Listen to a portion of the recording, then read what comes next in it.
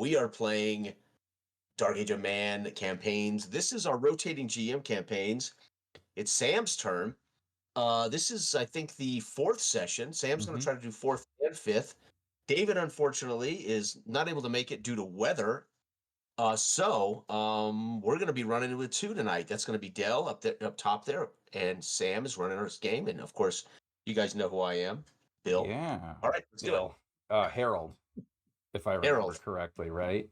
Um, so yes, thank you, Jason, for that. I will be running this session, and for anybody who might be watching, we've kind of decided that this game, in a way, will be a little bit more like a teaching game, in the sense that we may call out the rules more than we would otherwise, more than we would under normal circumstances. And the reason being that we want people to be able to understand how to play it, right? How to run the game. And so to actually not just like to hear us say, oh, we've got this happening, but to see the actual physical results. So what I've done here is I've put a digital dice roller on screen for the audience. The players cannot see it.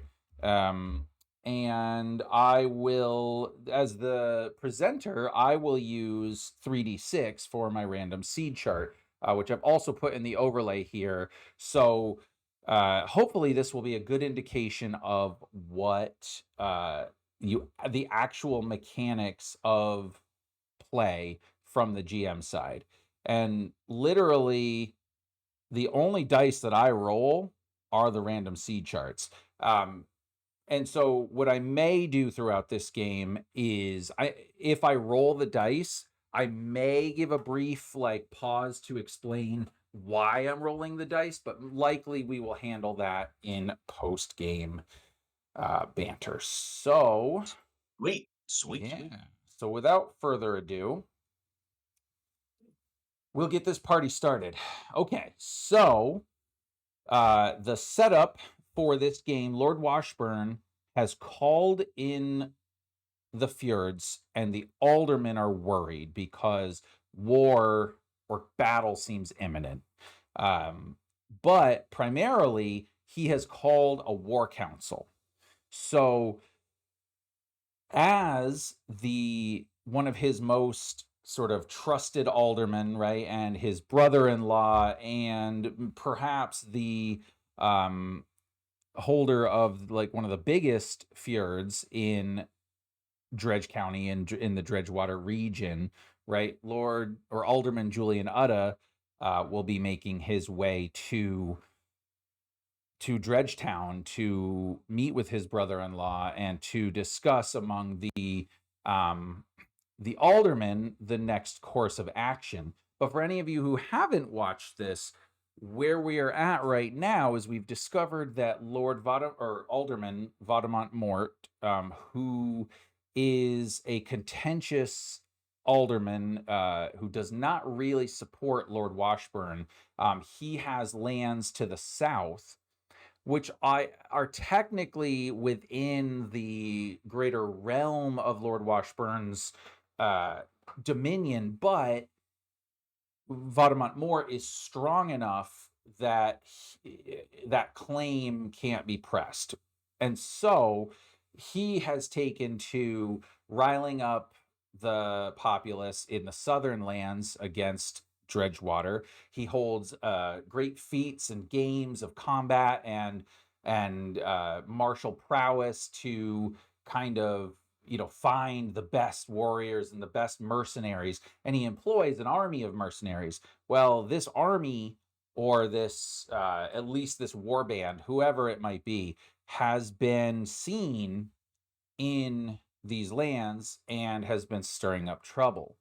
But to make matters worse, there's also the sea people, the Danes, in those lands as well. And in fact, they pushed into Lord Washburn's lands, which was kind of covered in the previous session.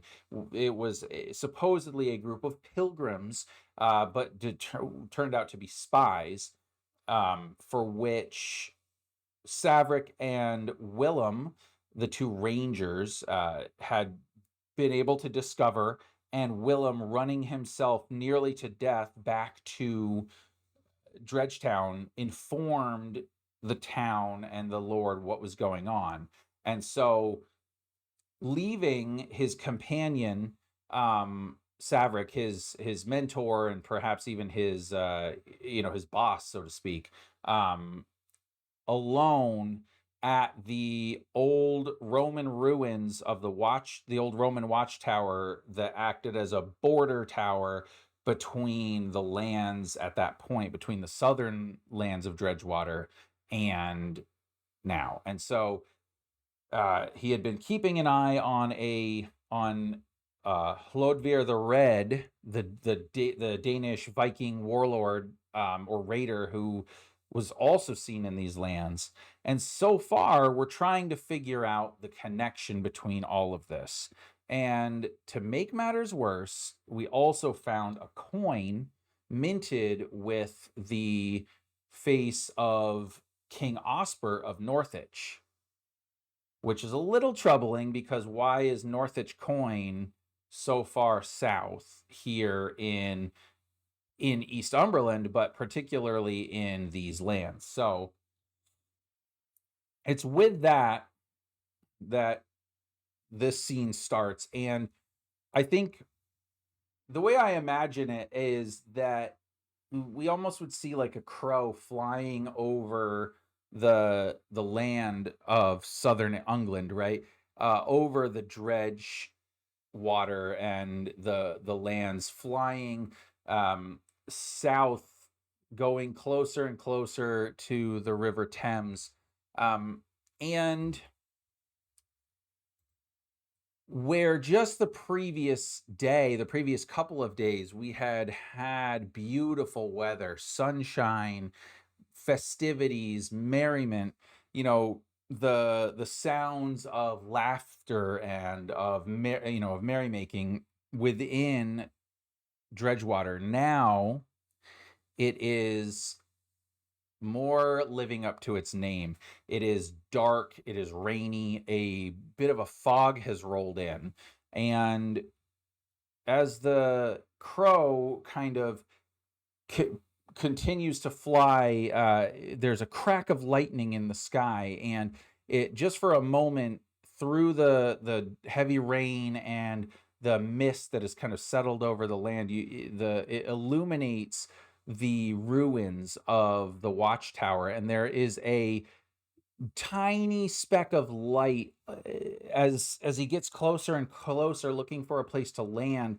That light materializes into a small campfire, barely sort of positioned in an expert way so as to protect it from the rain but not choke itself out with the smoke. And you see a man there, huddled against the rain, and that brings us to Saverick. So, Dell, if you would like to describe within that context, what is Saverick currently doing? What is he seeing? And keep in mind, it's about a week or so since you had told young Willem to go tell the Lord what's happened. Okay. I lay up against the cold stone, prop myself, trying to warm myself. Fire. I'm keeping it real low and behind a bit of a lean-to, and to try to keep the smoke down too. As the rain comes around, I've been waiting for this rain to disperse because I'm feeling the need to set the fire alight, the warning beacon, Mhm. and I'm doing a bit of cursing as it's hard enough to keep this campfire going um, amongst the rain. Mhm. And I turn over to the side and glance down at the encampment that I still see um, Mhm. growing on the bank of the river, Yeah. and I'm looking for any kind of movement. Yeah. And it seems, as you're kind of peering down, right? You might have to sort of position yourself in such a way that you will get a little bit wet, a little bit more rain on you. But yeah, as you peer down, you see it looks as though the ground all around that army is just turning into mud. And this is good fortune because this will slow that army down tremendously. However, it all that oftentimes when the roads and the lands would become too muddy, those that had important business often would then take to the river. As of now, you don't see this Danish camp making any preparations to take to the river. But if the rain were to continue as it does, you would expect that's likely to happen. However, that thought might be entering your mind, or if it's in, it's in the ether there. Uh, a stroke of good fortune does happen, and for a moment the rain kind of dissipates to a small trickle, and you actually see the clouds part just a little bit so that there's like a few little rays of sunshine that are peeking through. So for the moment the rain starts to subside enough that you're able to, if you wanted to, and if and in fact, if you wanted to make a luck roll for me, Dell, to see if you had been able to keep enough of the wood dry to light effectively the Exact fire. Yeah. 6 total.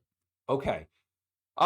So I'm gonna say that, thinking on this good fortune, you look over to the pile of wood that you had stacked, and being that this is a desperate situation, you've already been kind of building up the fire. So you kind of go over and you try to right with maybe a flint and steel, and you manage to get a small like a small spark going, but the wood is so wet that Just you're not sure that it's going to be able to ignite big enough for it to be an effective signal fire. But I'm gonna have you make another roll for me. Make a mind roll for me, if you will. And I will call this one out. We're gonna say, so I have my difficulty listing on the overlay. We're gonna say this is a difficulty 6. okay, I get 3 total. You got a 3 total. Okay. Yeah. However, with my random seed, which actually was beneficial to you, you actually okay, so you got just enough to make it, so that's lucky.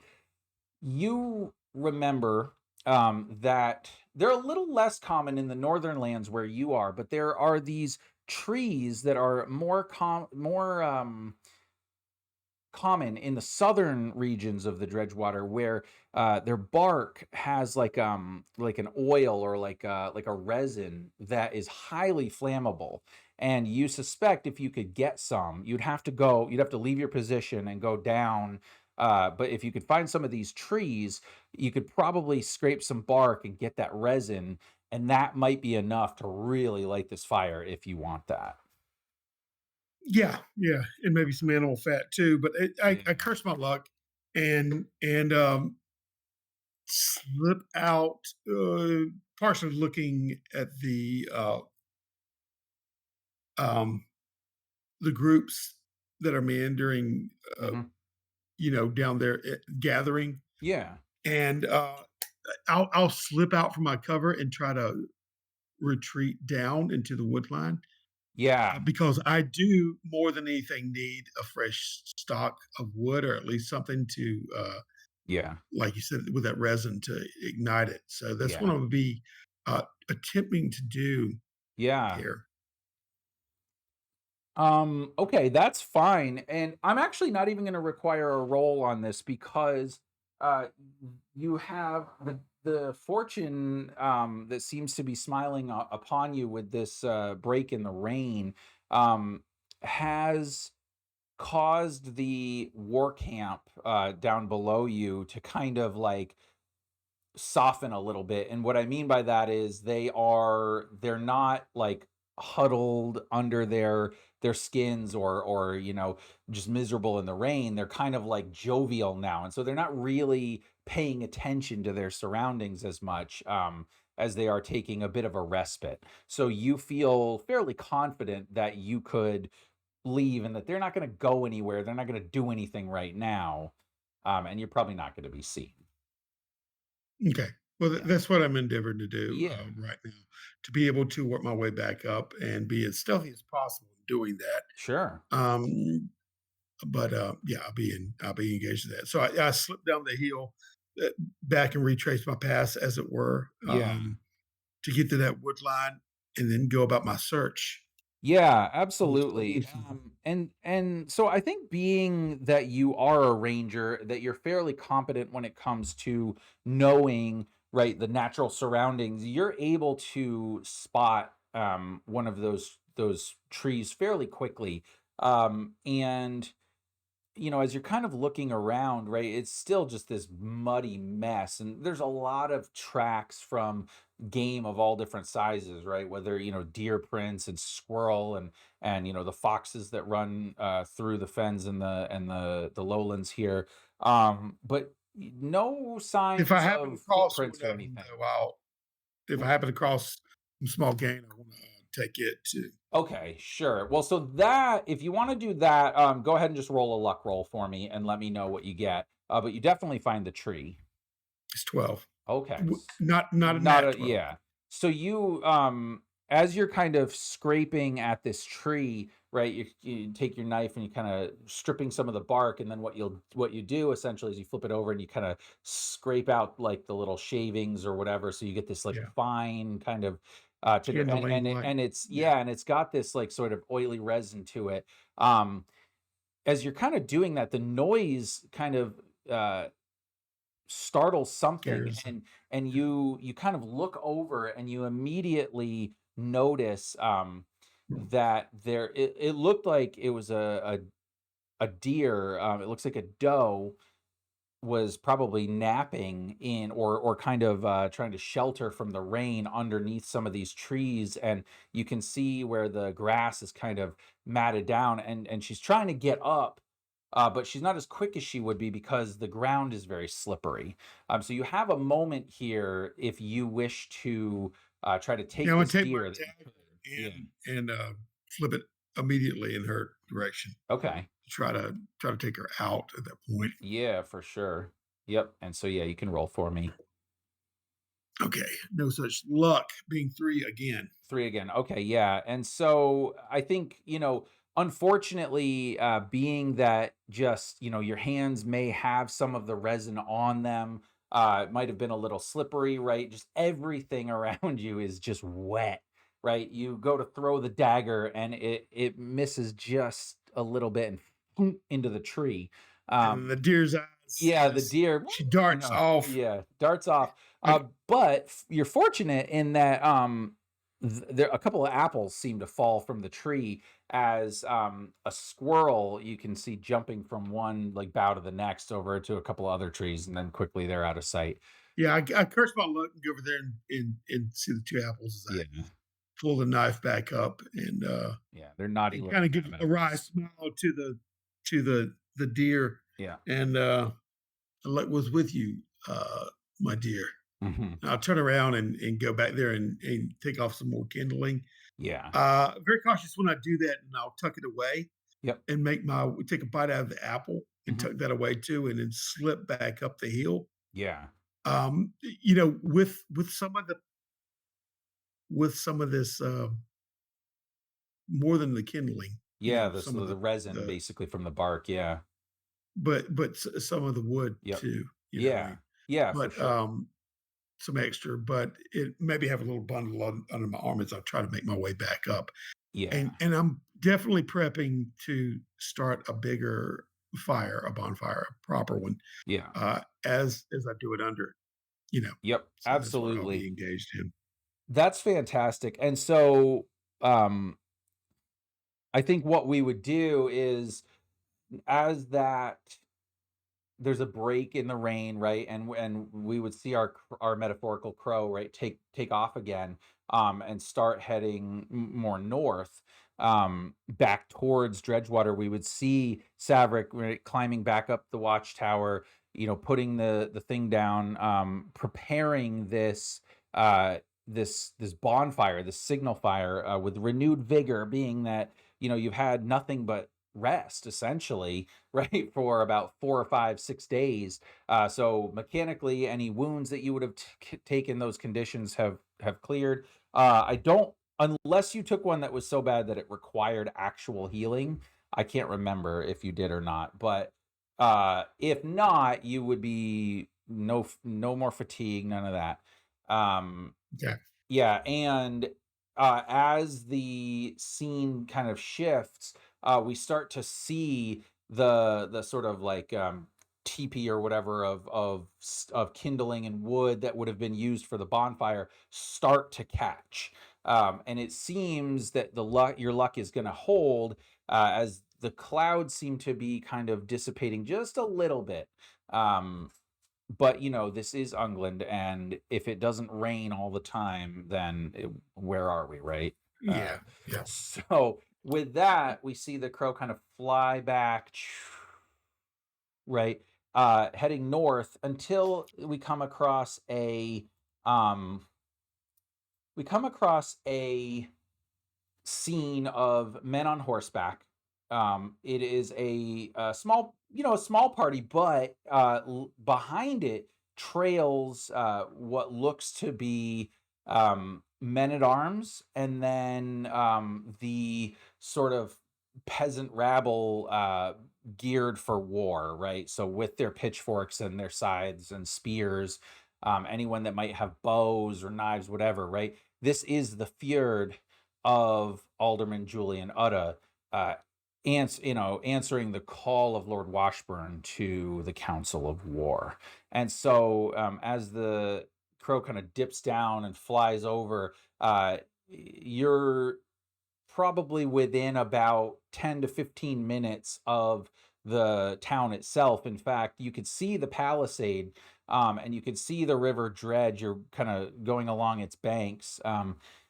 Your whole party would just be completely soaked, but feeling this momentary satisfaction anyway as the rain breaks, and some sunlight starts to come back out. This is where we find you. So, Jason, if you can, what would Alderman Julian Udda be doing at this point? I would pull my reins up and stop the horse, and I would motion for young Utta, my son, my 19-year-old son, to stop, and Harvick. And then Harvick, knowing that this is, he would signal to the fjord behind me to stop. Harvick, you know what we do here. And I'll turn to young Utta. Young Utta, this is, you should know this, as this is part of what you must learn. You never you never bring your fjord under the lawn of your lord. So here is where they will make camp. So you, a young man, will guide these men and get camp set while Harvick and I continue on to Washburn. Um, they will listen to you. They know who you are, and never fear. I will talk to Washburn. And then I will turn to Harvick and say, kind of give him a look like, let's hope young Utta is capable of this. And I will then start on a trot back toward onward. Mhm. And Harvick may or may not say something to the young man. I don't know. But Harvick and I grew up together. His father ended up raising me as I inherited at 17 the land, and he had been my father's advisor. So Harvick and I were almost like brothers growing up. Mm. So Mhm. then Harvick would catch me up as we ride on toward uh, Yeah. and I tell him as he approaches, Harvick, when we get to Dredgewater, if the rumors are true that the young soldier Joff uh, was escorted into Dredgewater by a monster, potentially a troll from the northern realms, who wants you to root out this Joff and discover who this spy may be. Sure. And with a bit of joviality, he says, "Well, it has been it has been a while since I've heard you talk of trolls. What next? We'll see fairies on the road. Perhaps there will be nymphs behind these gates. But I will do as you ask, my lord. If I can find this soldier Joff, I will find him, and whatever troll or otherwise may have taken him. But he says, as to young Utter there, he'll do fine. You know that. We've trained him well in the ways of war and administration. Mhm. Although he was quite looking forward to the mead and the ale that your brother-in-law has brought in. He will be disappointed, but Yeah, such is it is the best. yeah. It is best he stay free of this for now, as I have other plans for him. But yes, there is no doubt he can handle the Fjord encampment. Mhm, The greater concern is his impatience. mhm. But his Washburn in my blood runs through his veins. He certainly is capable. He will be fine. Yes, indeed. And the conversation kind of trails off as you kind of get closer to the palisade, and you've noticed that the last time you were here, the palisade is certainly in better condition and bigger than it was. But it looks like it's fallen into not necessarily a state of disrepair, but perhaps the Lord hasn't been as diligent in keeping his military power as good as it could be, right? And, he's always been very kind of tight on his purse strings and all of that. So that's a little disappointing considering that he's calling in the fjord. But you do see that construction has begun on sort of some reinforcements of the walls. There have been some other defenses that are being built in case there's a siege. But Mhm. you and Lord Washburn know if there is a siege, especially by the Danes, it will likely come from the river and it will be difficult um, to repel. But as you kind of go through the gates and you kind of look back, immediately young Uda is already expertly setting up the men in a sort of what do you call bivouacking in a sense, but not in a permanent sort of situation, as they know if there was real conflict, they could easily enter the walls. But he's doing a good job. But more concerning is the lack of any other fjordmen, at least visible right now. Mhm, mhm. Um, and so, Yep. why have the other Right. fjords not? Because you're not the closest, but Right. you're certainly the Right. most powerful. And so, But before I yeah. ride into Bridgetown, I look at Harvey and I nod the condition of the palisade. My brother-in-law, he is as usual too comfortable. And I'll look at Harvick and I'll say, and I'm a bit concerned. There's a lack of others here.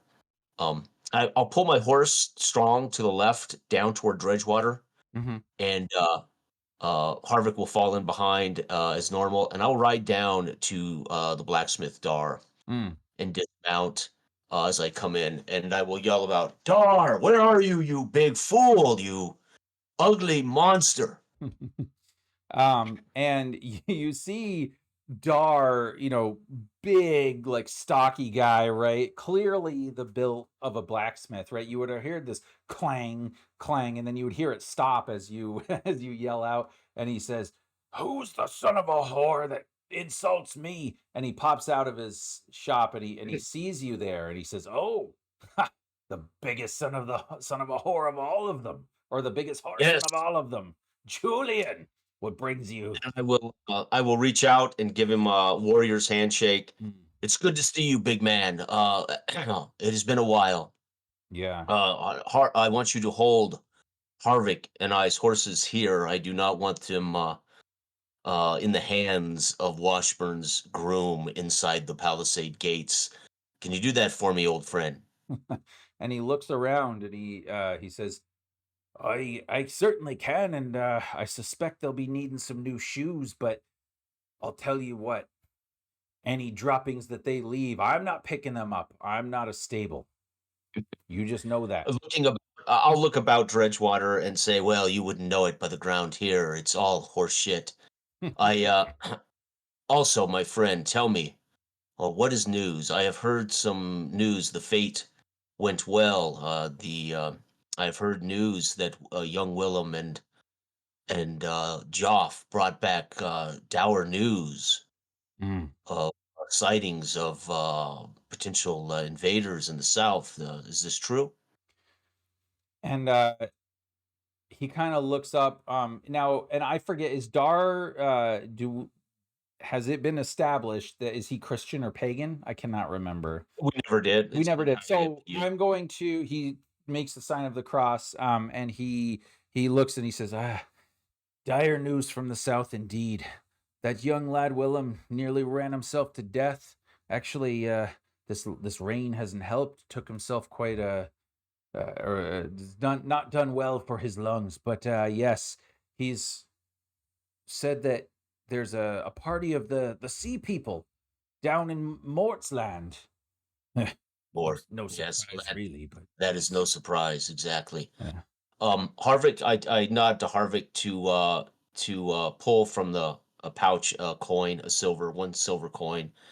And as I say this to Dar, he will hand over the silver coin. Can you tell me the whereabouts of the young soldier, Joff, who has I have had my agents have told me this young man has been found drunk in Blackleaf Inn, telling tales of a disfigured monster that arrived here in Dredge during the fete in disguise as a soldier. Do you know anything of this soldier and where can we find him? Go ahead and make a luck check for me if you will. And just as a sort of a meta break Okay. here, the reason that I'm calling for a luck check is because as the naive narrator, I don't actually know where Joff might be if those rumors are true. And so this luck roll will help determine whether or not Julian actually, or Harvick, I should say, is able to locate this man. Okay. So what did you get? 10. Rolled A a 10. 10, okay. So a 10 is, quite a good roll, and, he would say, "Well, I don't I don't know the lad by name, but there are certainly some of the Lord Washburn's guards have been, well, they've been enjoying themselves, as you might imagine, at the fete, but I will say," and he kinda points over to, um where it probably would have been like the Marshall Ground or wherever, like it's kind of a larger area within the palisade itself where they may have a gathering or the troops might show up, right? But in this case, it has some makeshift like walls, and it's where the carnival folk, the fair folk, whatever, right, had kind of posted up, and they're still there because the rain had prevented them really from leaving. So he kind of Okay. points over in that direction, and he says, "Last I knew, I don't know, he might have been over there." Although he says, although I do believe there was some confusion about a man named what was his name? Henry. No, no, no, no. Harold. Yes, that was it. Uh, if you could find this Harold, he might be able to tell you where Joff was. If I remember correctly, they may have. And he's like, oh my brain. That's Yes, I okay. believe they were together. Yes. It's enough to know the rumors are true that there are so I'll signal to Herrick with a look, Hmm. Harvick, and Hmm. Harvick would know this look is find them. Yeah, yeah. And he would hand the reins of both horses over to Dar, and Harvick would head over toward this camp of entertainers. Mhm. And I would tell Dar, will Falcone be found in Washburn's company? He spits on the ground, and then he looks around to make sure that, that wasn't too conspicuous, and he says, "Is never found outside of Washburn's company. Of course he is. Yes, he will be up at the palace, absolutely." Okay. Yeah. So then I'll give Dar another pat on the shoulder. Mhm. You look and find Fettel, my friend, and we may need you if it is true that there may be a war party on the south. So you may have to dig out the old armor and arms. Uh, but until the next time I see you, Mhm. it's good seeing you, my friend. And I'll turn and walk up, uh, Absolutely. eyeballing Blackleaf Inn and most of the downtown, taking in the quality of the soldiers, see what kind of quality of form things are in. They don't appear to be on guard after hearing some of these rumors. A Yeah, little disgusted that maybe they're not in full yeah. quality. Um, and I'll approach the gates Mhm. and I'll inspect the gates and whether their men are on guard or paying attention as I make my way into Mhm. Dredgetown. Yeah. And, as you do, yeah, you are dismayed at the not the lack of concern necessarily that your brother-in-law seems to have, but you knowing the alderman and you knowing the political situation, this looks too much like either indecisiveness or weakness on his part, that he is not the fact that the other Feards haven't shown up immediately, the fact that he is calling a council, that might not it may or may not sit well with you. You can decide that, but it's very obvious, from a soldier's perspective and from an administrator's perspective, that this is not the outcome that is Mm, should be the Lord, especially with invaders mhm. in the town. And so, um, as you kind of maybe those dark thoughts start to cloud your mind a little bit as you make your way up to the Great Hall, and Yeah, before dinner, yeah. I will look for the John, the man at arms, the right hand man of Hmm. the captain of his guard. I'll look about the walls to see if I spot John about. You don't, in fact. You hear quite a vocal crowd in the Great Hall, and so you're perhaps he's in there. There Okay, seems to be a lot of voices going back and forth. It's possible that some of the council has already started, and so he may be okay, there already, but you don't okay, see him. Yeah, and the soldiers at this point, on the ones that are on the wall, they've started to take their job a little more seriously now because the rain has stopped, and so they are now kind of starting to okay, patrol a little bit. So there's a little okay, bit of light in that, in that darkness, so to okay. speak. All right. Yeah. And then as the doors open, because there's two kind of like they're soldiers, but they're kind of like the town soldiers, right? So they're not like the good ones. But they open the door, and they thump their spears a couple of times, and they say, uh introduce, but of course they all know who you are, right? So Right. introducing, or not introducing, but the Lord, Lord Udda is here, Alderman Udda is here, the sort of formal greeting. And what would normally happen in this case, right, is you would see Lord Washburn up on his, kind of raised area there, and he would look and he would greet you. But before you do that, your eye is immediately drawn to a figure sitting at one of the large tables, um, in a livery that you recognize very well from your past. This man is someone that you never ever expected to see in Dredgetown, let alone in the presence of Lord Washburn. You recognize this as the Justicar of Northwich. Mm, And with that, we're going to shift back to back to Saverick. So Saverick, at this Okay. point, you have lit the fire, and it is going to Yeah. The get. catch, it is going to take. And so, um, but of course, you know what that means, that that will also be Yeah. visible to Yeah. these Danes. And so, yeah, what are you Well, gonna do? yeah. The kindling's catching, and I'm blowing it and trying to keep it trying to keep it rolling and stirring, and I'm excitedly I back it up and uh, and give it a little bit more room, and I push off the piece of stone parchment that I had kind of hidden it to let it get more air, and the sunlight's coming down, kind of Mhm, illuminating the area. And when I feel like it catches enough, and I see it crackling and mhm, the wood kind of catching fire, mhm, I slide off. I grab my knife and sling my bow over my back with a quiver mhm, in my pouch, and I slide off of it, off that mountain back the way I have came mhm, into the wood and try to make myself uh, work myself along the wood line mhm. around toward where the river is. Yeah. Okay.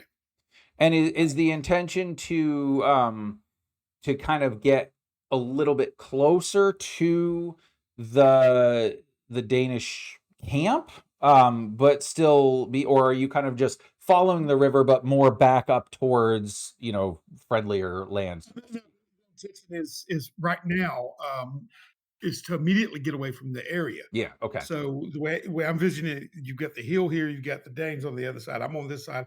I Hmm. light it back up off the Yeah. hill to the tree line and work Yeah. my way around to where the river is. Sure. Um, that's Yeah. where I'll stop and pause and see Sure. what is happening. Okay, Yeah. before I.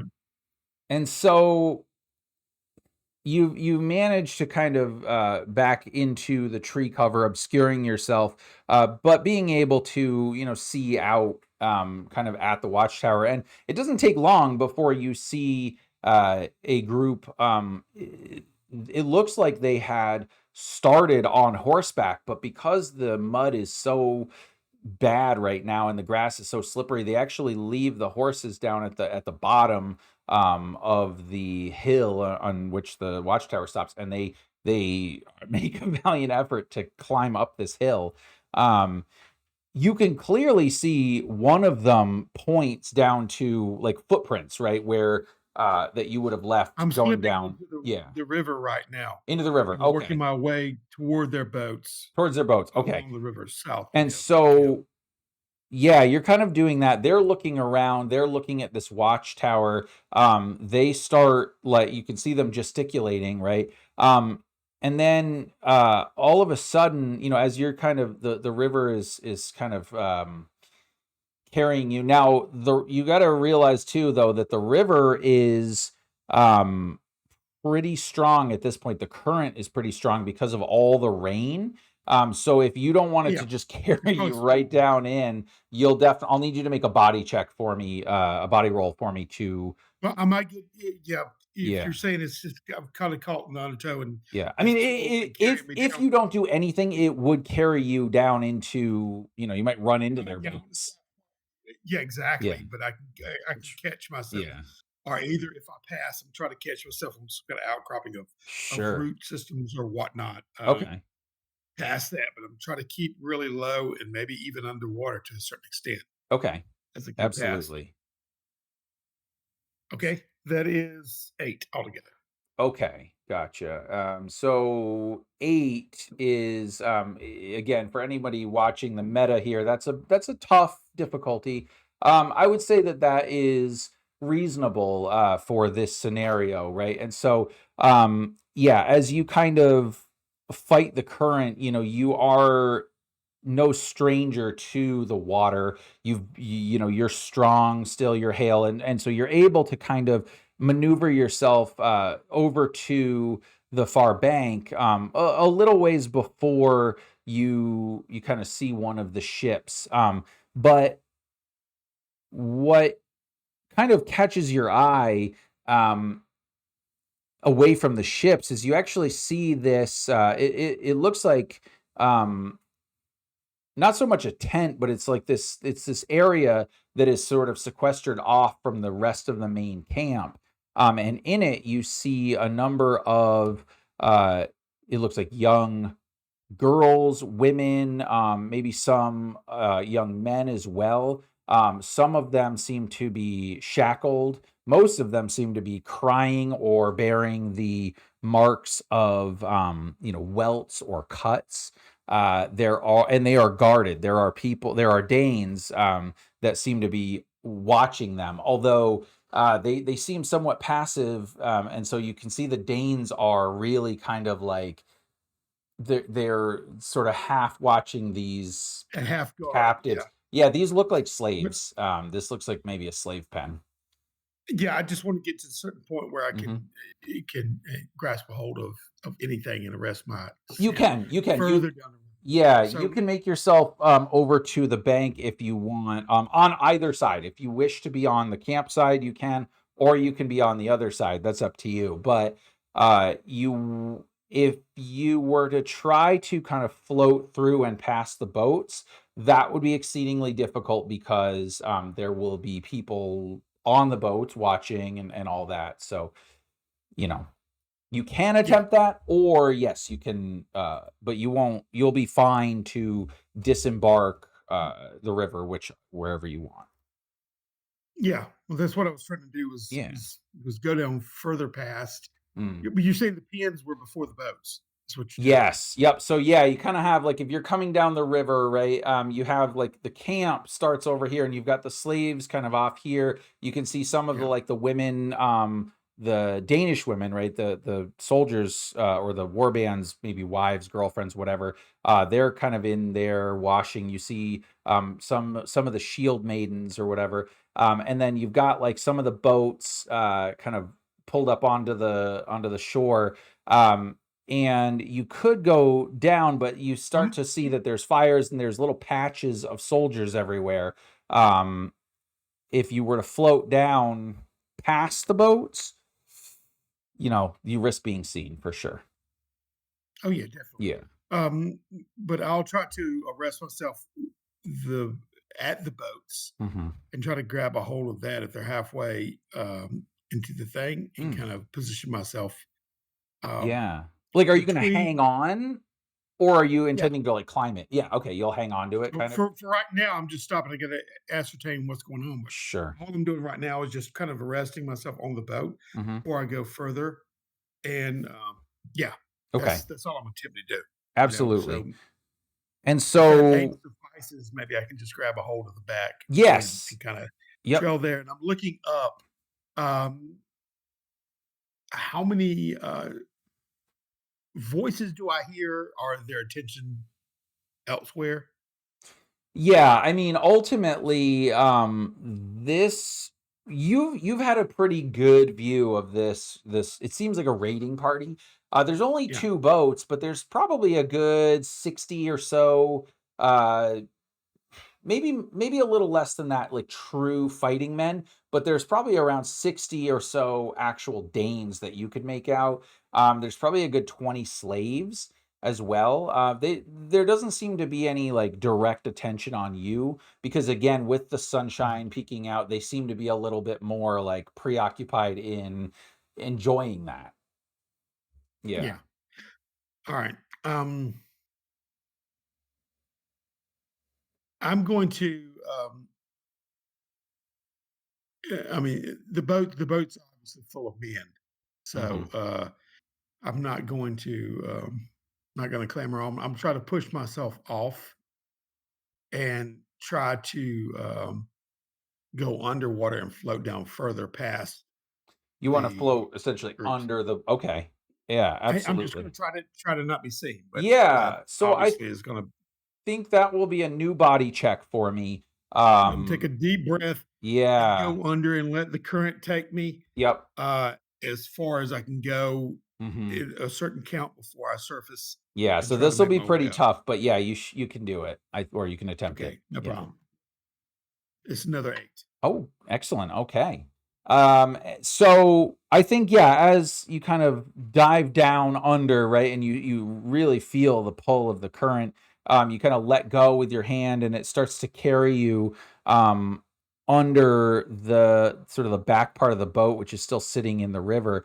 And I mean, it's just Yeah. remarkable how, like, it doesn't it's not one of these fat barges that you're used to seeing, that the people of your land favor, right? These are sleek, and they seem to just like sit nearly on top of the water.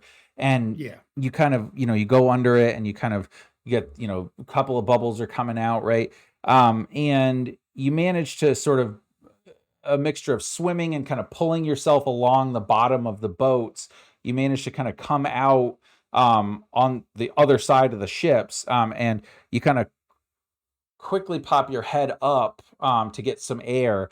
And for Yeah. a My chest is moment, bursting. yeah, exactly. And for a moment, it looks as if a soldier, as if one of the Danes is going to see you. But you manage to go back down underneath.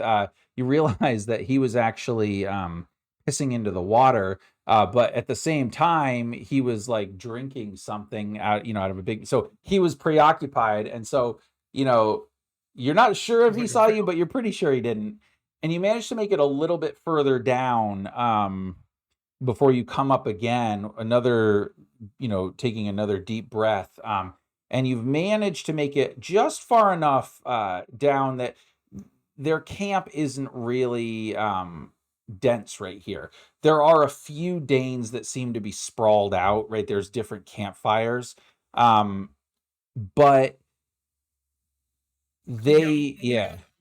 I'll keep doing that until I get further away from them to where they're not in immediate sight, and then I'll breach Mhm. and climb up, pull myself up, Yep. and go into a wooded area Okay. and try to wring myself dry, as it were. Sure. I let the sun come out and sit for a while, and Yeah.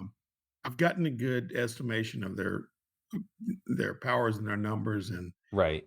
the situation there. So Yes. I'll sit there for a little bit, and Mhm.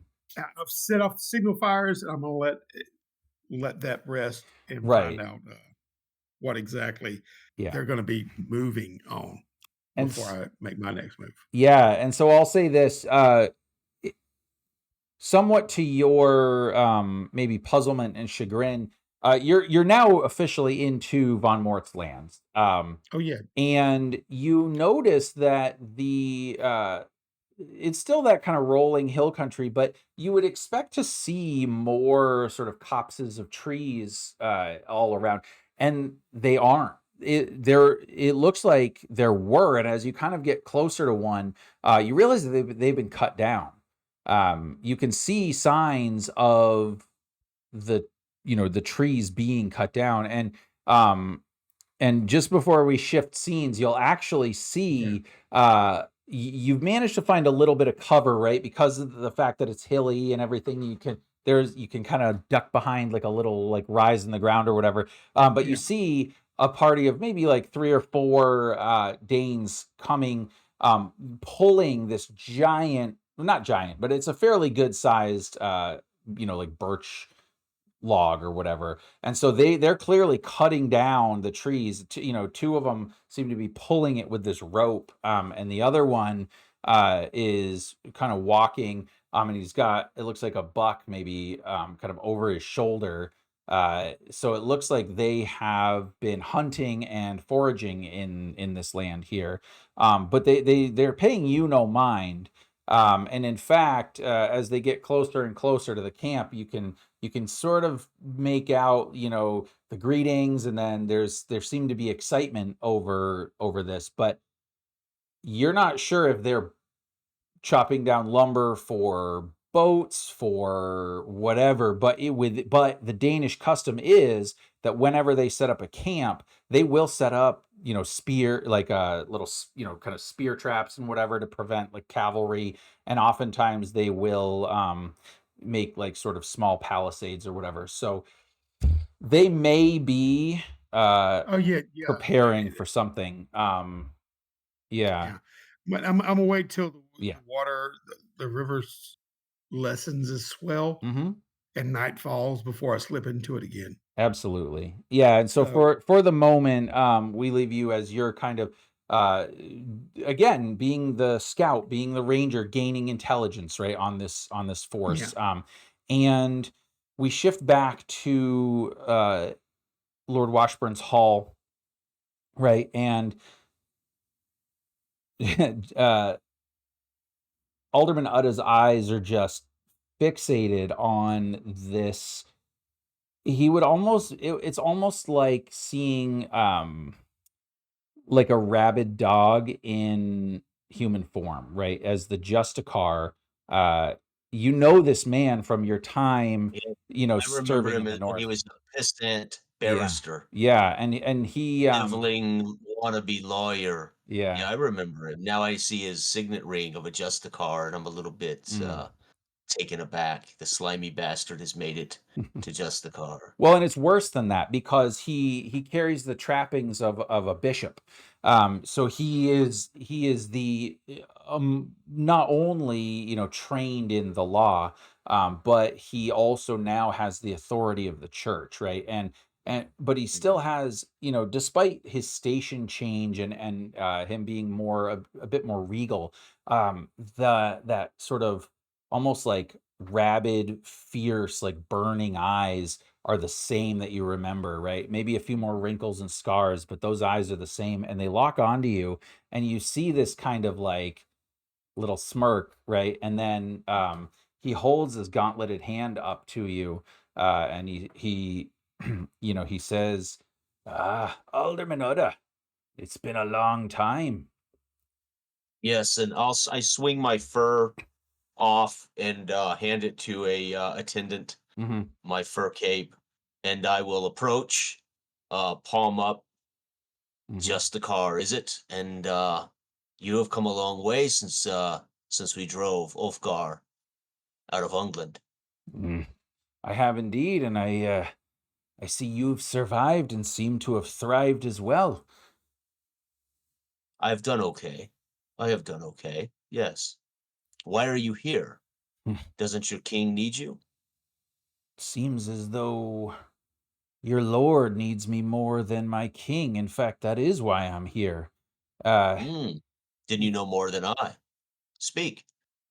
Indeed. And he looks, and you see as he kind of turns around, he actually walks a little bit up like the first two steps to the kind of the dais where the king or the lord and his wife would normally sort of sit, preside over the rest of the people. So he's kind of taking a little bit of liberties there, but he doesn't go all the way No, up. He goes up and no, then no. he turns I and won't. yeah, Yeah, I yeah. won't let him go too far. I might reach out and grab his cape just in case. Once I realize he's not Sure. taking seat in my Okay. brother-in-law's, uh, then Yeah. I would let go of the hem of his bishop gown, Mhm. just in case he thinks he's gonna sit in my brother-in-law's Oh, no, well, seat. your brother, so Lord Washburn is there. He's sitting in his seat. Oh, gotcha. Okay. Okay. The Lady Washburn seat is unoccupied. She doesn't seem to be there. Okay. Okay. But in nearby is the young Lord Westweld, the heir apparent, right? And but as you kind of sort of grab his cape or whatever, right? Obviously, you can literally feel as if he was like a bear ready to strike, but you also feel kind of underneath his robes and his cloak. I mean, he's got mail, very seemingly well, good armor, right? I mean, this guy is ready for war. And, he's got his long sword, or his broadsword at his belt. But he also seems to have a it looks like a warhammer, in a sense, or what you would kind of associate as a warhammer, right? It's got kind of the hammered front, and it's got like a picked spike on the end, and a large wooden haft, and you can see it's kind of sitting on his other side, and he almost goes to reach for it, but then as you let him go, He kind of turns around to face you, and he's got this smirk on his face. Um, really knowing that like he basically, it's without saying so, it's like, what are you gonna do? Right. But then he turns his gaze from you and he looks to the rest of the aldermen, who you realize the majority of the aldermen are here, but where are their men? Where are the fjords? Right. So they've answered. But he says, ah, men of Dredgewater, it is finally we have the one among you that we've been waiting for, the one that or one of the most respected among you, the king's own brother-in-law, Alderman Udda. And they kind of raise their, as a sign of respect, Mhm. whether they mean it or not, right? But he looks over, and he says, Lord Udda has asked the question that you've all been hoping to hear. What is it that I'm doing this far south and not attending my king? Well, you should be glad that I'm here. We heard rumors all the way up in Northwich that the Dane raiding parties that have plagued all of our shores have decided that they're no longer content to just raid, that they wish to settle. But they've been rebuffed on the Thames by the King of Eastumberland. And my men, well, we've been able to repulse their attacks at least long enough to keep them from gaining a foothold. Now, in the lands of Ireland, I cannot say, but it seems that they've determined to strike here in your lands. And it seems that and he looks around, one of your aldermen is harboring them. They call him what do they call him? Mort. Vadamot Mort. So I am here to offer the king's assistance in Yeah, dealing with this Danish threat. I'll acknowledge his little speech, but I'll take 2 steps over to Lord Washburn, and I will kneel, and I will kiss his signet ring, brother-in-law, and then I'll stand up. Um, Mhm. I'll turn outward toward the other aldermen. Aldermen, brothers, men of Dredge County. Since when do we allow a foreigner to stand in the presence of our Lord, armed so well and armored so well? Should he not have doffed his weapons of war before he entered this chamber? And I'll turn toward the Justicar. It seems to me you take liberties, right? If you come in peace, you would not enter this chamber in such a condition. Yeah. And he's got this like just you like the kind of smirk smile that makes you just want to punch him in the face, right? But he doesn't answer. In fact, before he would, you hear this voice, another voice that you recognize from behind you, kind of in those silky, slippery, dulcet tones, right? And of the excuse me, hold on, I'm starting to lose my voice here. Of Father Falcone, and he says, Aldermanetta, do not worry. No, the Justicar is here at our invitation. We felt he posed no threat, as Lord Washburn can attest. But he is not a man accustomed to doffing his weapons. In fact, we've asked him to keep them in case an incursion is likely. But Hmm. it is good that you are here, for now we can finally and formally set the War Council in motion. But before we do that, Ah, we must hush, Falcone.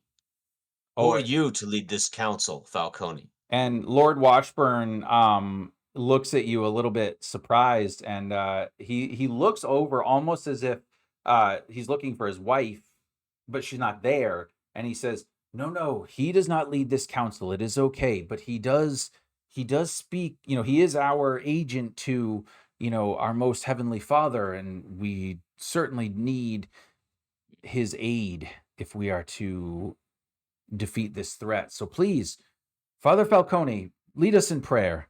And Falcone, with not he smirks with his eyes, not with his mouth, right? Right, He looks right. over to you and he says, "As you wish, my lord." And so, you go through the whole, rigmarole, right? Of, and it goes on obnoxiously long, but you know that your brother is pious, or your brother-in-law is pious. He is much more um sort of centered on, his life in Christ right now than he may have been in the early days, right, when you married his sister. His wife is known to be just like Mhm. almost a zealot. So she would love these two guys. But anyway, after he wraps up, right, and um the Justicar, nods in approval and whatever. The Lord Washburn would stand up and, thank you for the prayers, may God shine favorably upon us. And then he says, "Now let's get down to business." And you can see that his countenance turns really dark, and he looks out at his aldermen and he says, "You have all shown and you've all answered my call for a war council, and yet only my brother-in-law here has brought his fjord with him, which is what I had asked of all of you. So before we start this war council, I hold you all to account. Why have you not brought your fjords? Do you not take this threat seriously?" So he's like putting it to him at this point. And you see the Justicar at this point, he's sitting down and he's somewhat amused by this whole thing. Falcone is going over and trying to speak into his ear, but you'll see one of the Alderman Daedrin, stand up, and he will say, "My Lord Washburn, our fjords not being here is not a sign of disrespect or a sign that we don't believe that this threat is serious, but that they just got done with the harvest and they've started a new one. We could not ask our men to march without a course of action, without knowing if we are to meet these Danes on the field of battle or if there will be negotiations. I could not ask my families on my lands to do that, not and stay stay in their good graces. Am I right?" And he kind of looks around, and some of the aldermen are visibly nodding, and some are a little bit more like, "Yeah, yeah, you're right." Um, and for a moment, you kind of see like Washburn like shrug off Falcone, and he stands up and he looks down, and he looks over around the room and he finds his son and he kind of motions for him to come over, and he says to him, "So, Westweld, what do you make of this situation? The esteemed Alderman Daedrin has said he could not bring his fjord because they've just finished the harvest, but yet your uncle, he's brought his. They must have had a harvest as well.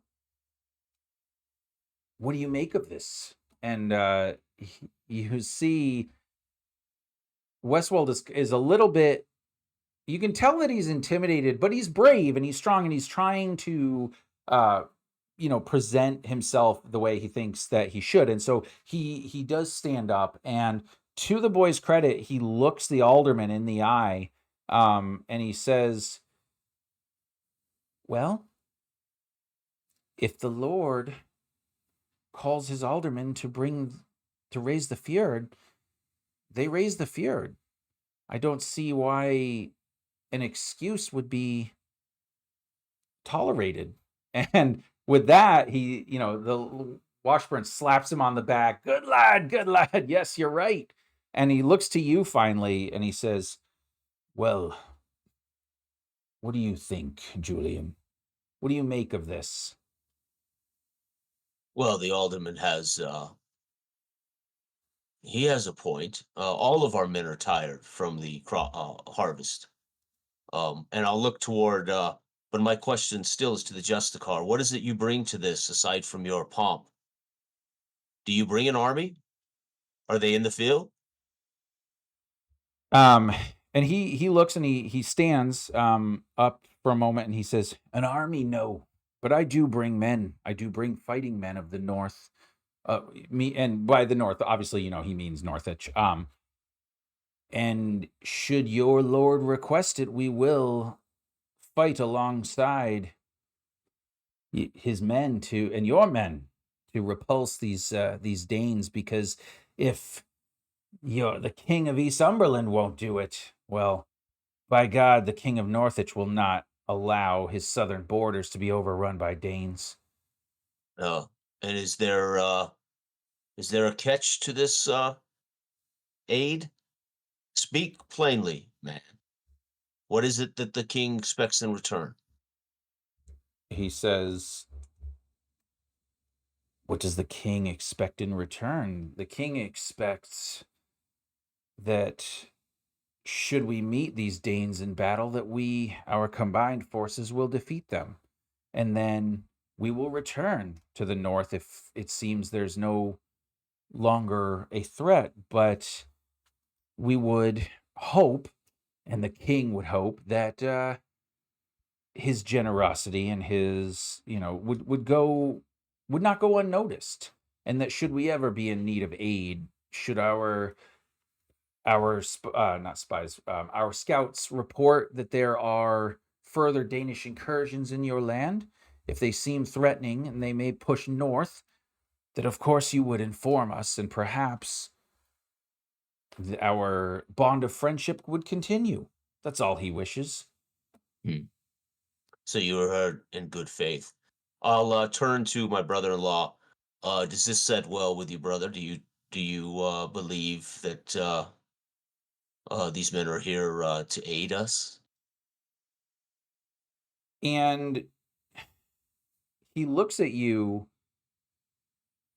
and the answer. It's clear on his face, but he says, "What choice do I have? You've brought, what, 50, 100 men with you, most of whom, let's be honest, they're peasants. They carry pitchforks, they have no armor. Now, I know your fighting men are some of the best in our lands, and mine are as well, but if we must face a Danish war party and perhaps even von Mort's men, we need all the help we can get. And my own aldermen," and now he's starting to get rolling, "my own aldermen have shown cowardice."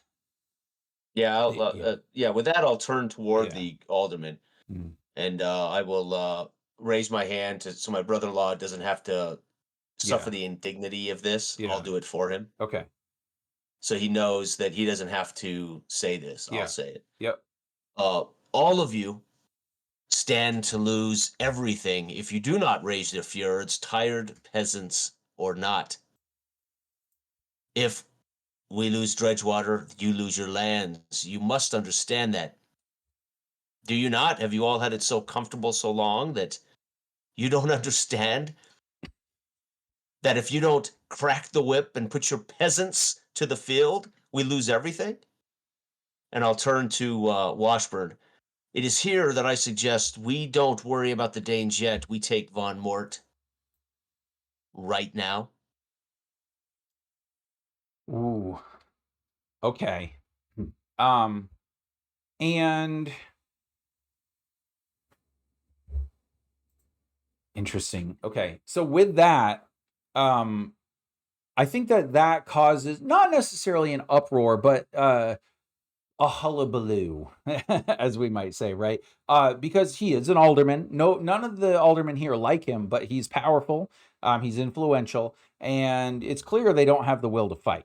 And so, attack von Mort. Well, the Danes are on our land. Yes, they're in his land, but right, all this nonsense. And then the doors to the Great Hall open again, and you actually see the rain has started again. By the way, you can see that now out there. But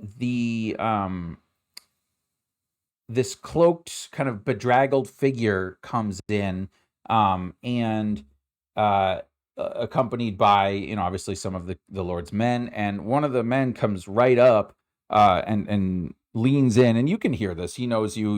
He's you're a trusted ally, and he says, "My lord, these are emissaries from London.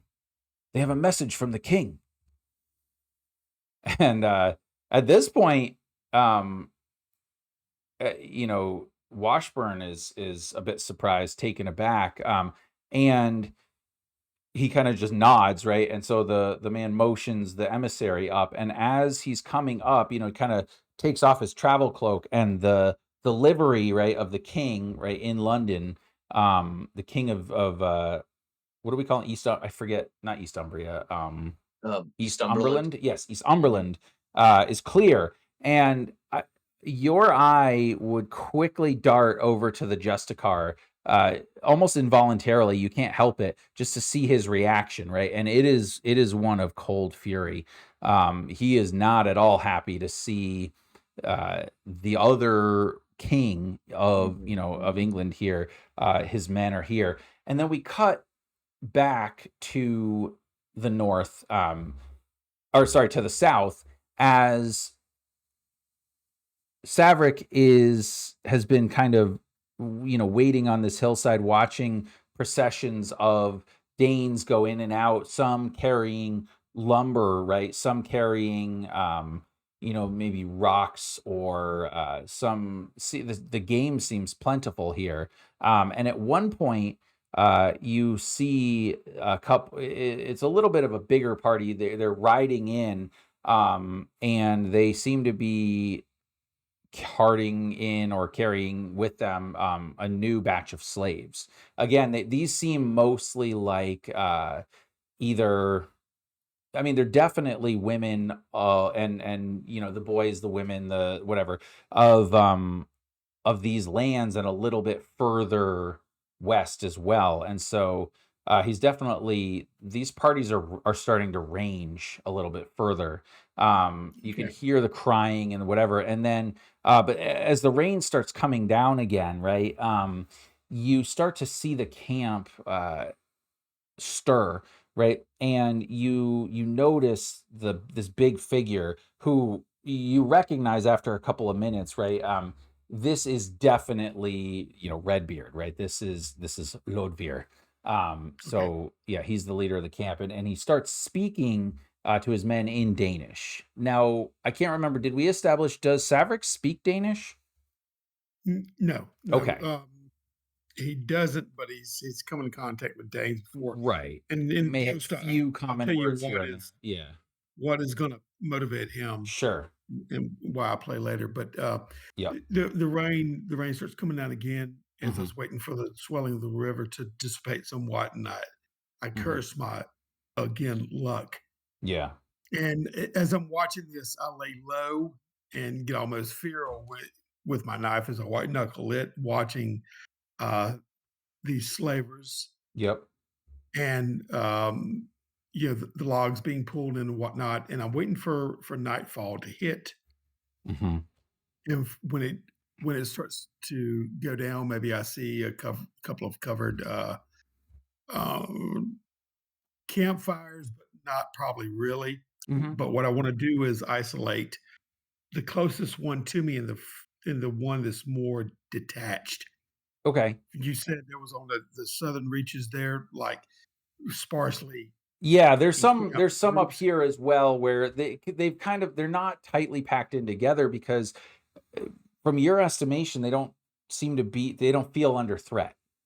Exactly. Yeah. That's why I'm here. Yeah, But yeah. nevertheless, as the rain's beating down and the sun goes down, I start to crawl up to the nearest one Mhm. after I hear all the carousing, and I know that I've seen the ale being passed around, and urinating in the river Mhm. and whatnot. And I want to slip up. I know they probably have guards, uh, but if they're not inebriated, but nevertheless, I will slip up to the encampment and pull my dagger Mhm. and find one that where there's men laying about Okay. and like beside each other, Mhm. and I'm going to go in and slit the throat of one sleeping right beside another. Okay. Okay, that's Yeah. my intent. What I'm trying to do. Okay. So make a body roll for me. And I will say, and so just for reference, I mean, obviously you guys know I'm gonna call out the DV in this case. It's gonna be actually I'm gonna say I'm gonna lower it a little bit. It's gonna be 6. Normally, I would use what I'm doing to set the DV for anybody who's not sure is I'm using the Sea People, Raiders, Northmen mob in. If you have the physical book, it's page 68. Right, this is the stats for the NPC, and so they have an assigned difficulty value of 8 if it's a single, or 11 if it's a mob, and uh so this will be the last like meta that I do here for this session, but the intent here is that I would base it on that 8, but because they have been sleeping, because they've been somewhat inebriated, they are not expecting an attack, um and because to this point Dell's character has been successful in being unseen, I've lowered the difficulty by 2, so he would need to meet a 6 on his body roll. Oh, it's not that, but it's 12. Okay, All right. absolutely. So okay, Yeah. okay. So as I plan it in and draw it across Mhm. and kind of pull the head back a little bit, Yep. uh, so I hear the sucking sound, Mhm. and then I'll let it go and slip back, crab crawl backwards, and slip back into the river and let it carry myself down. Now I didn't go there via the river, but I don't want to leave tracks back, right? Sure, And okay, I'm going to go. so you'll intentionally go into the river and let it carry you further down. Yeah. Yes, Yep. yeah, just to slip off and well, when I Yep. slip back, because Yeah. I'm not close enough to the ships to do what I wanted to, Mhm. but I'll slide down and reposition myself Okay. and wait for the morning. Okay. And so shortly after this incident, you've slipped down the river, perhaps you're on the other side of the bank at this point. You know, the camp is in commotion as you would expect, right? They're looking for assassins, they're looking for soldiers. And the camp really starts to tighten up now. And I would imagine, like, the sun is starting to set at this point, so it's getting much closer to nighttime. And so obviously their fires are starting to grow a little bit bigger, but you do start to hear off in the distance the sound of horns, right? And the camp seems to be at this point uh, mobilizing into a defensive formation as if they might be expecting an attack. However, that battle horns are not all that common among von Mort's men or among, even Lord Washburn's men. So hearing those horns in the distance, uh, we're not quite sure, but they're far enough away that they don't seem to present an immediate threat. Um, but the camp is definitely now in defensive mode, and you start to see scouts are going out. They're looking for this assassin, this person who came in and killed one of their own. Um, Yeah, and and the guard didn't even yeah, know. you'll have to play a game of sort of cat and mouse throughout the night as to avoid their patrols. But Well, paranoia is a good thing, you yeah, know? yeah, oh yeah, for sure. But you've created a good distraction. And so we'll cut back then Yeah, to the that's fine. scene in the hall, right? And we're gonna actually fast forward a little bit. So what happens is this man from London indicates that the missives that Lord Washburn had sent to London for assistance have been heard, and the king is sending some of his troops. He's sending soldiers to help because he's also been, victim of these raids. And so, this is his land. He does not want them gaining his land. This is within, Eastumberland. So it's technically within his dominion. He does not want Danes gaining a foothold. And they also have revealed that, that Lord Washburn essentially has the legal authority to arrest and or kill Vadamont Moore if he can. Um, and so at this point, it's been a couple more hours of going back and forth. The aldermen now realize what's happening, but the situation has not gotten better in the sense that the aldermen now are saying, well, we don't do we even really need the fjord? Because, you have soldiers from London and you have the assistance of Northwich and, completely ignoring kind of the the obvious political ramifications of that. They're trying to shirk their duties, so to speak, as aldermen. And in the midst of all of this, uh, Falcone does what he does, right? And so he, after all of this sort of back and forth, he'll stand up, and he'll make another speech, and he'll say, "Our Lord looks down upon us and weeps for our plight, weeps for our predicament, but he also but the Holy Spirit will has endowed upon me, and it will upon you as well, a courage and a hope, because he will never allow pagan savage pagans to gain even one foothold in these lands. Don't you see his divine work? He has sent not only one of his champions of, and emotions directly to the Justicar, but also the, our salvation from London.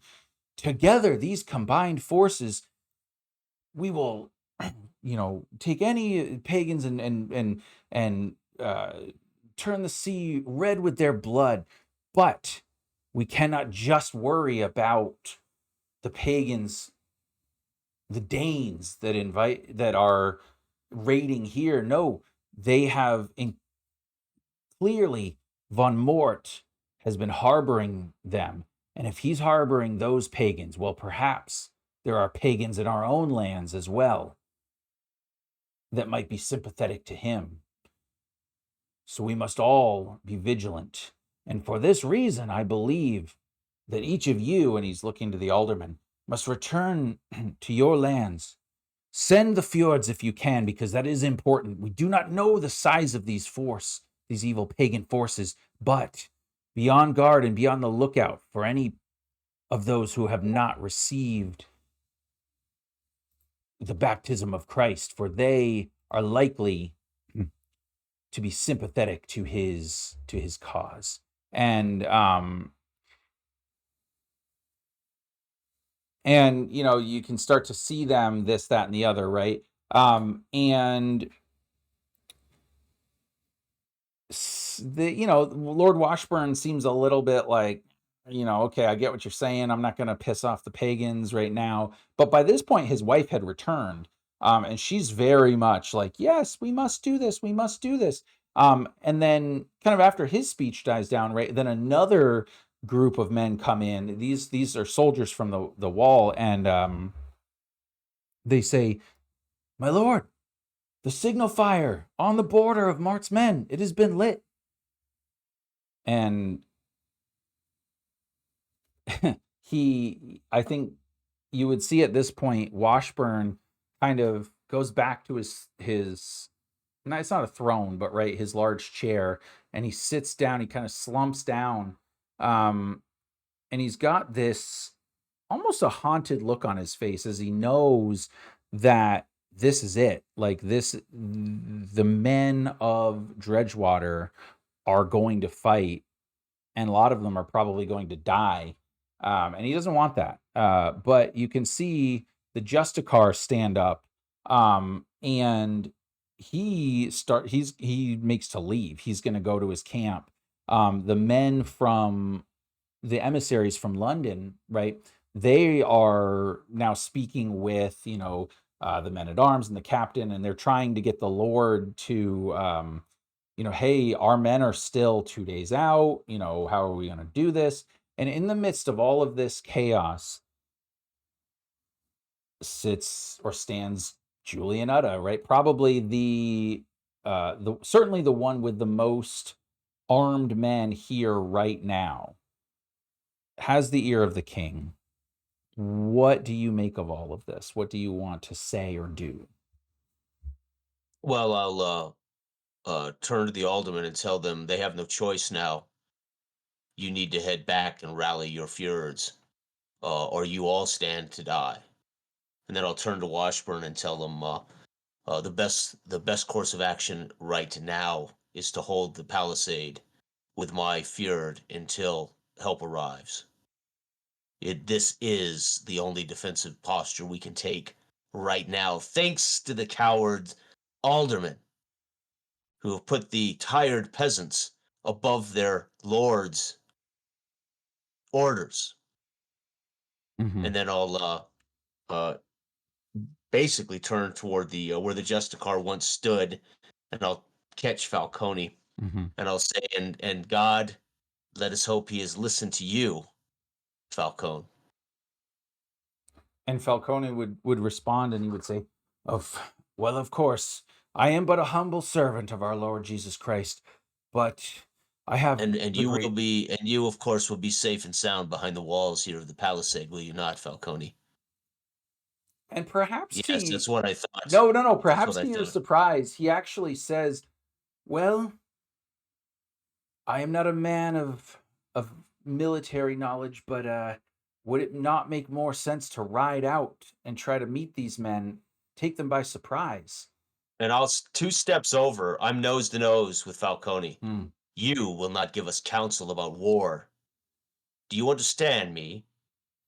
And he steps back, and the countenance is a lot more clear now. You could like he's angry with you, and you can tell, and he's been keeping that mask on, right? But he seems like he might be about to say something, and then but instead he looks over to Lord Washburn as if to say, and he would say, "Well, ultimately, it is my lord's decision." And so, Jason, if you can make a prestige roll for me, um, Oh shit! Critical failure. 1. and this is what makes this game so much fun. Uh, Fucking 1. yeah, because you were God damn because it. you were gonna have a pretty substantial bonus too. Okay, Yeah. Yeah. so Lord Washburn looks to you and looks to Falcone, and he says, brother, I understand what you're saying, but I think the father is right. I think we must ride out. We must meet this threat, because if we do not, they will come up the river, and no matter how many men we have on these ramparts, they will burn, and they will eventually siege it, and I will not put my wife and my daughters in that position. No, if we are to die, we are to die as warriors. We are to die as men on the field. Of course, Lord. I follow you anywhere you order, but I will not take orders from Falcone as I cut my Of, eyes back toward of him. course, of course. No, no, you do not need to take orders from Falcone. No, he does not give orders here. Yes. Yeah. So, yes, I will have my men ready at your command. And then he says, "Very good." And then he kind of stands up and he looks to the aldermen and he said, "Well, this is it. Mobilize the fjords, and we will meet. We will stage our armies in the foothills by the old Roman watchtower. That is where we will make our stand, and that is where we will purge this land, excuse me, of these pagan Danes. and we will show them that if they try to raid and pillage the land of Dredgewater, that they will have a united England to face them. And of course, the Justicar is nowhere to be seen. At this point, the aldermen are kind of in a position where they're like, some of them do seem genuinely like on his side. The other ones, they do seem supportive. And so they give the customary and expected cheers. And then he says, we will make preparations, but then he kind of pulls you aside and he says, Julian, it is time that my son, the Etheling, learn what it is to truly lead men into battle. I will ride out and he will ride with us, but I wish for you to be by his side, to watch over him, to make sure that he comes out of this alive, to give him your Yes, wisdom and your, everything that you can, because if I'm worried of about course, him, I cannot be worried of about the course, enemy in front of us. of course. My nephew always will have my best, as will you. But we must also discuss the legacy of Dredge County, and we must discuss my son marrying Sarah, your daughter. We must secure this legacy for the longer haul. And I am telling you now, dear brother, you must make an example of one of these aldermen. This can never happen again, and I suggest it is a writ of arrest for Mort, and you make an example of the one who is the most treacherous. And we put my son and your daughter on Mort's throne. And you can tell. So Lord Lord Wesley Washburn, or no, what's the Elder Washburn? Anyway, the Lord Yeah, Washburn, Wetland. yeah, is Westworld yes, is because the Westweld son. is the Wesley. son. Yeah, so Yeah. Lord Wesley Washburn is he's known as Wesley the Sober, which means that he takes his time to think through things, and he usually does not make rash decisions, and and so he kind of sits back and he's listening to your words, and he's saying, yes, you do take every opportunity to bring that up, do you not, brother? But I fear you may be correct. Here's what we will do. We will prepare our forces. We will meet the sea peoples in battle. If von Mort's men are with them, then we will crush them as well. And if not, we will not stop at our border, but we will push into his land. And as you said, we will arrest him and bring him to justice. And then we can discuss your proposal and what we shall do with your young son and my daughter Sarah. But for now, let us disperse to my quarters, and we can talk more freely and more openly. And so he kind of dismisses everybody, right? Go home for the night, go back to your lands, get your men here. We're going to war. And I think with that, as he kind of makes his way up, um, up to like the second floor, right where his chambers are, there's a sitting room, and he has a kind of like a little windows you can look out right over his lands, and you can see as you kind of come into his sitting room there, um the Justicar and about probably a dozen men or so are kind of riding hard north, um to where we don't know, but they seem to be going north, and you can see very faint off in the distance. It looks like maybe some smoke or some whether it's bonfires or campfires or whatever, but not in the same direction as the watchtower, but a little further out. Is this the men of London camped? Is this a raid? What is this? We don't know. But it's sort of, the moon is out in a near full. The rain has subsided a little bit and the fog has largely cleared. And so you have kind of this clear look out upon the lands of Dredgewater. And I think at the same time, we would, if this was a movie, right, the camera would then shift over to Savrik's position, where Savrik is looking at a very similar scene, right? He's, it's moonlit night, so fairly illuminated, well enough for a trained ranger's eyes to be able to see, right? And the rain again has temporarily stopped anyway, and the fog has lifted a little bit as the moon is out full, not a full moon, but it's way up in the sky, clear. And that light illuminates a couple of more boats seemingly coming down the river, dragon prow, heads at the prow. These are the sleek, more dragon boats of the Danes, of the sea people. Now, Yeah. are they've they don't have their mast out, right? No. They're just No, yeah, they're okay. because they're on the small river here, they are the river dredge, right? They've got oars out.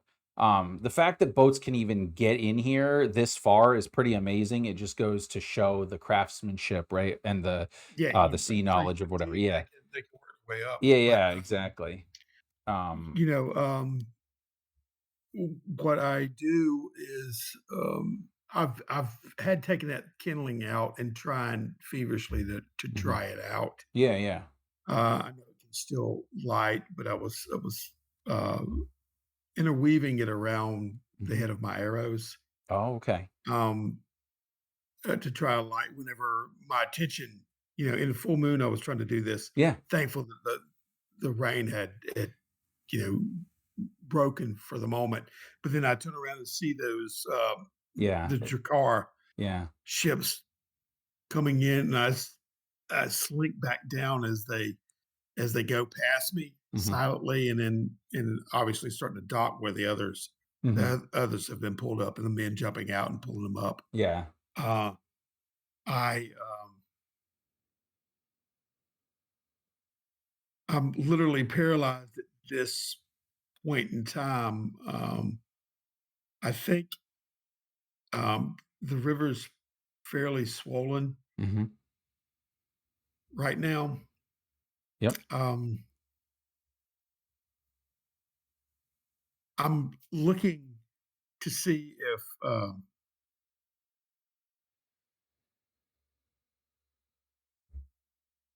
now I've made it across the river whenever I passed. Yeah. So I was trying to work myself away across to be directly across from the boats, Mhm. and I have these arrows positioned. I slink down and um, I work on the nest around the head of the arrow, and try to light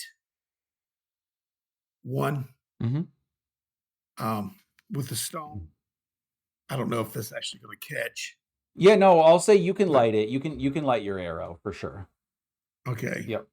When So I it will do after catch. the Yeah. but then again, it's going to depend on if I can actually find purchase in one of the boats. Mhm. I'm going to That try you to will shoot need to make a myself. roll for. So you're gonna try Yeah, to light the boats. yeah. Absolutely. Okay. Yep.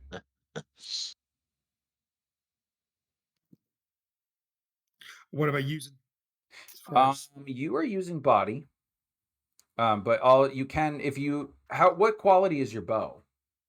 it's poor, so it's -1 and body's 1, so it Can't kind of evens cancels out. out Okay. at 10. That's what I got. Oh, okay, yeah. So okay, I actually think this is a good spot to kind of end it. So we'll do it this way. So Yeah. I feel like you light the arrow, right, and Yeah. you knock it back, right. You kind of gauge the distance. You got a pretty good gauge in the moonlight here. You let it go, right, and there's this arc, flying, and then, Into and into obviously, the like, it darkness. catches the attention, right, of some of the people in the camp, but most of them are on the, focus on the newcomers, right? And it comes down, right, and it goes right, and it lands right in the rigging of one of the ships closest to you. And for a moment, almost as if like it was a falling star, right, from the heavens, right, comes down, Yeah. right, and because it has this pitch, and because it has, um, because it's that nobody was expecting it, right? You're waiting for a minute, maybe holding your breath, and then you see the rigging start to catch. First, it's the ropes, right? And then the sails, and then the voices, the shouting starts, and they're trying to, and before anything can be done, really, the whole top rigging is ablaze, and the mast is starting to burn, and the camp is in panic, right? And so feeling feeling good about this, you've lit one of the boats on fire.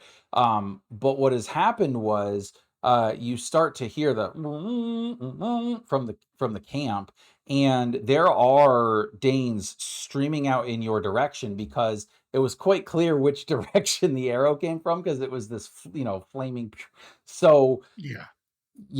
that's where we're gonna cut, and that's where we're gonna wipe, Okay. with, the screaming Danish horde coming at you in the darkness with their boat on fire, and with, Lord, Udda looking out of the window, in Lord Washburn's sitting room, pondering the future of Dredgetown and Dredge County, and you know what is going to happen to his legacy and to his heir. And you know finally, the the Danes have come in serious threat to Dredgewater, and how is this going to all play out? And so with that, curtain wipe. Nice. Okay. Nice. Awesome. All right. Good. All right. Good. Cool. Well, I wanted to kind of end the session there, because it was about 2 hours, hour and 45 minutes, something like Yeah. that. I feel Yeah. like that's a pretty good length. And I feel Yeah, it's like that great. was a good sort of a natural spot to kind of break, so that for the next session we can then, see the results of that. Um and I think with that, I'm happy to go into our post game. We can Yep. talk a little bit about, Yep. what we thought about the session, talk a little about the rules and all that. So I will, at least for this portion, I will say thank you both for playing. This has been great. Awesome. And hopefully we will pick up sooner than later for session Mhm. 5. But this one is session 4, and I titled it Dragons in Dredgewater.